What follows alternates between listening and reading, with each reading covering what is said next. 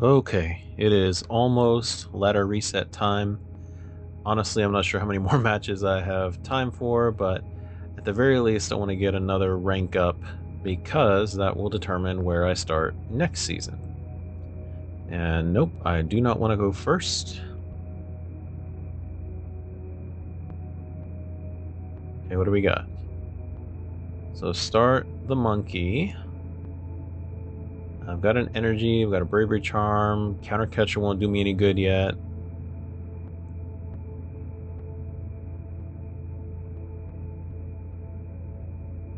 Okay, Soul Rock. What are we facing? Genesect. Okay, so that's definitely gotta be Goldango. Yep, there's a Lunatone. So Lunar Cycle. Oh, and they are benching the Gimmighouls already. So the last time I faced Goldango, they waited. They really didn't put the Goldango in play until much later. Of course, they also had the Venereal Lopunny. So maybe this is a more straightforward, traditional Goldango build. And so I do draw into my Mega Froslass, but it would be a mistake to play it in this game. So we're going for Lilies. Give myself 8 new cards. Okay, Tatsugiri. And... I'm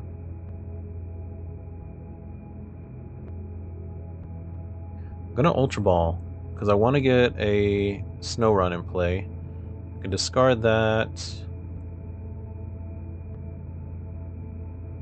I don't need the Luminous Energy as much. Prism is more beneficial because everything that I plan to attack with is going to be basic. Yeah, I'm going for Snow Run. Badu in the beginning, item locking is not a huge thing because, you know, they can Lunar Cycle, they can Metallic Signal, so it's really the late game where item locking helps against Goldango. So I'm going to retreat into the Tatsugiri so I can attract customers because I didn't get a supporter that turn. I don't get one from attract customers. And let's put the Bravery Charm on it because otherwise it's going to go down to a Cosmic Beam. So this will either let me last an additional turn or force them to go into Goldango very, very early. But even if they do that, they would need to attach an energy and discard or have an air balloon in hand so they can retreat that way. So let's see. Can I get them to commit energies early? Oh, speaking of air balloon. So I think they are going to go for it. I think they're going to try to keep me from getting a supporter because they do see my hand is low. Whereas for Goldango, a low hand doesn't necessarily mean anything because they can draw so many cards.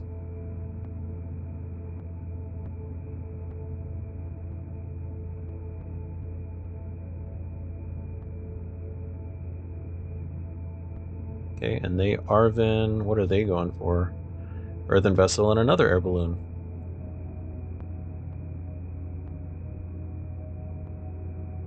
And they discarded the air balloon. Okay, I guess they figure one pivot is enough. But I would think that they'd want to attach that somewhere to avoid trapping, but oh well. They're doing a lot of things. They only grab one more Goldango. And they are going for the Make It Rain, okay.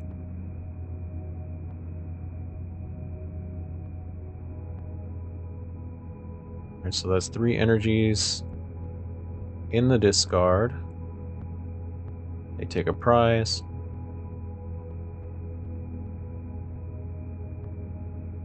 Okay, and I get a second monkey. Let's go ahead and put that down. Let's do the Froslass. Because they've got 4 things in play now with abilities. And I'm going for Tatsugiri again because I really need something. My hand is 0. And at least Tatsugiri would require 2 energies to take down from this Gholdengo. And Ino. Or... let's do Arven. So I can Arven... Buddy Buddy... Air Balloon. And here's why. I'll grab a Badoo because there's already some energy in the discard. I can Air Balloon. Oh, crud, I can't retreat twice. Okay, well, hopefully they can't knock me out immediately. Oh, you know what? It's only gonna take 1 energy because they can make it rain. And then, oh, okay. They decided item locking is more dangerous, so they bossed the Badoo. That actually works out for me.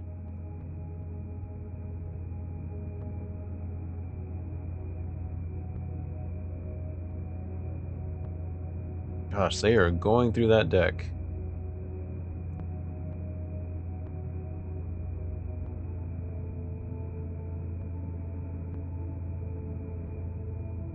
And now they have 5 Pokemon on play with abilities.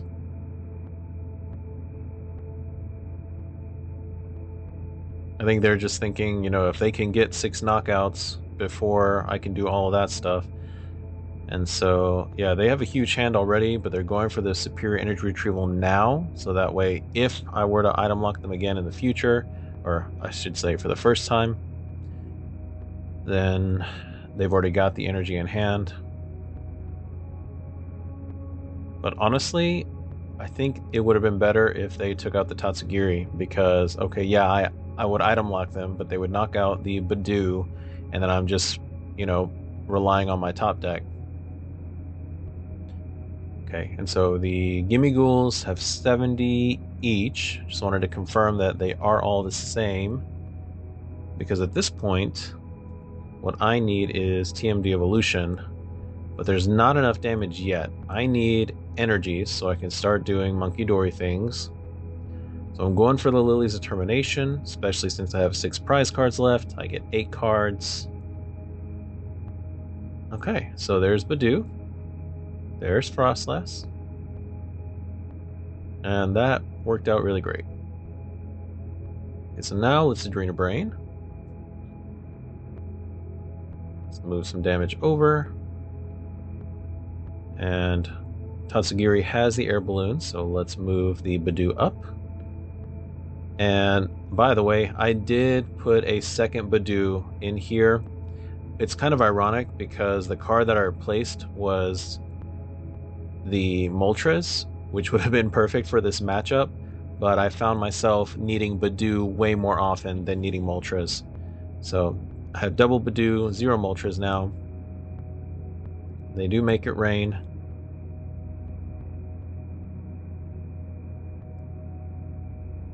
And let's see.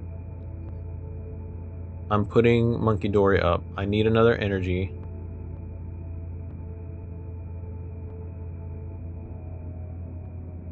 Actually, the one in front of me is already ready to go down. That was a perfect top deck. So I was debating between Lilies and Arven.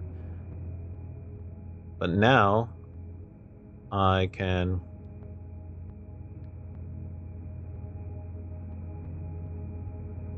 let's Adrena Brain and bring the other 2 Gholdengos up past 70.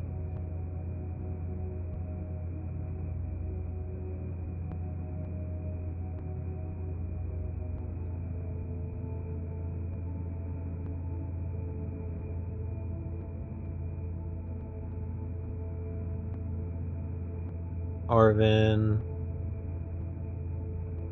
And let's get Night Stretcher. Night Stretcher and TMD Evolution.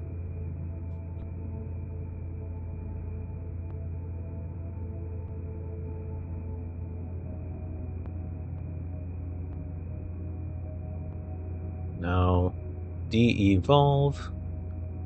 And all 3 of those Gimme Ghoul go down.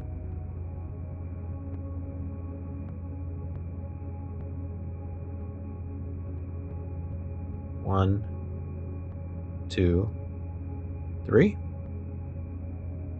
3 prizes.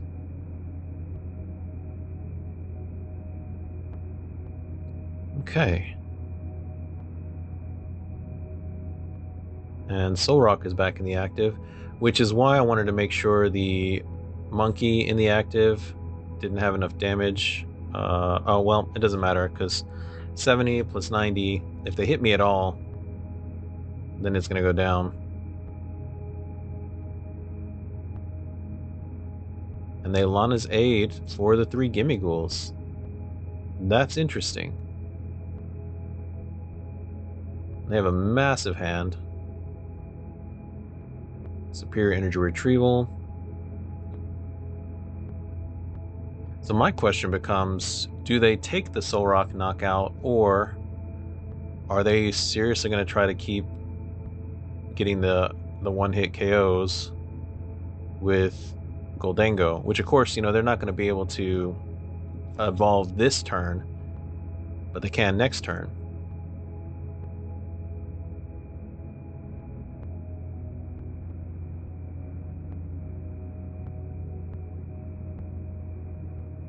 Oh, and they choose not to do that. Okay.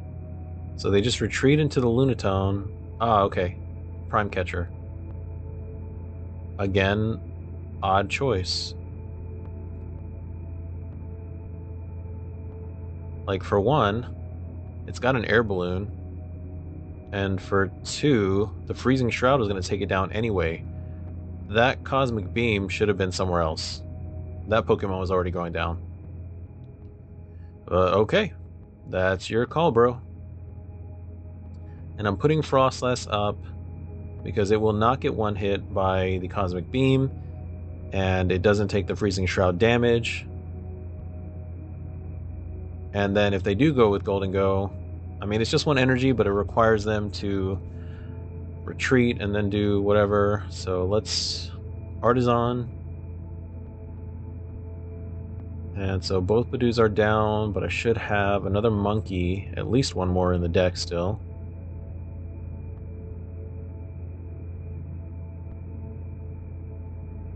I did consider Ting Lu, but there's no damage on the Gimme Ghouls right now, so that wouldn't help me as much. Here's what I can do. I need 3 prizes. I need a 3rd energy, so let's Night Stretcher for that Dark that I discarded earlier. 3rd monkey. Lunatone is going to go down right now. What I need is to target the only Pokemon on their bench that will give me 2 prizes. So I am going to move over all of this to the Genesect, because it also has an ability. So if I move 90 over, it gets 2 more between turns for Freezing Shroud.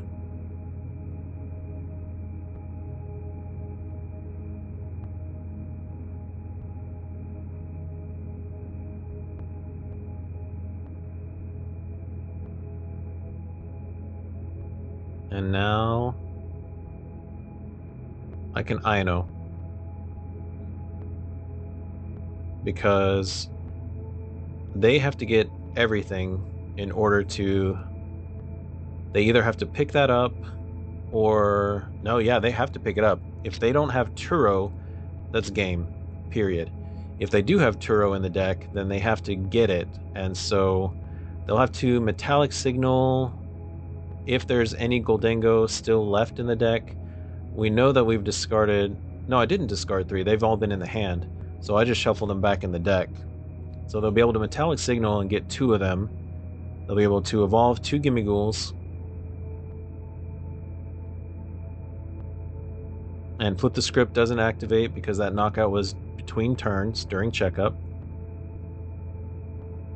So evolve 2 Gimme Ghouls. Coin bonus twice for 1 card each. So if they don't get what they need, Genesect goes down between turns due to Freezing Shroud.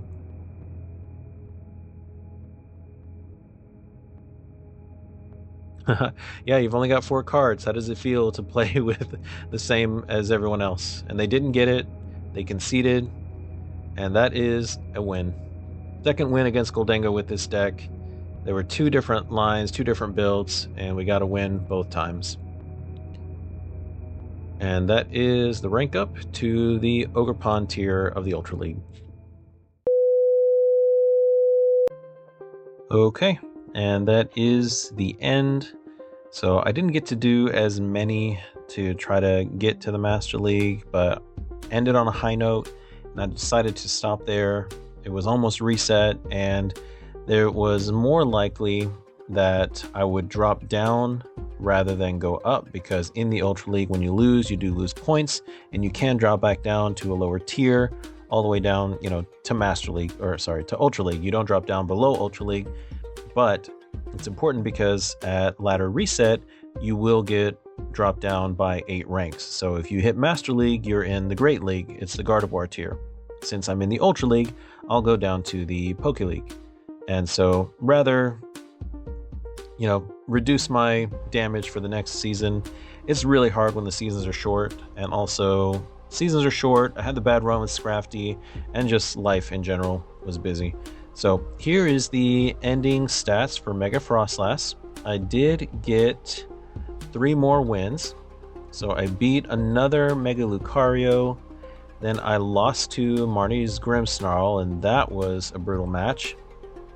Then I beat Empoleon, which they were using the Metal Maker Metang, but I was able to pivot and knock them out with the Mega Froslass. So you guys didn't see this match, but you know what? Actually, I'll just throw it up right here, just that last little bit.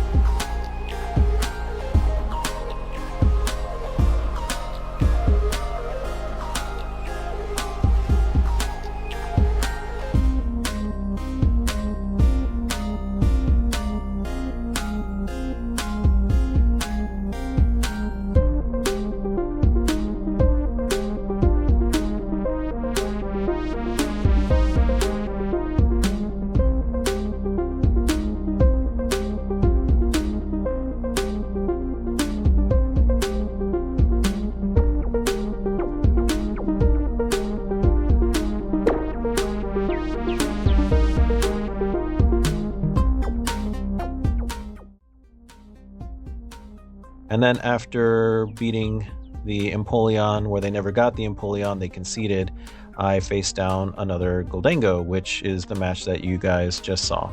So with that one, I did make it up to the Ogerpon tier of the Ultra League.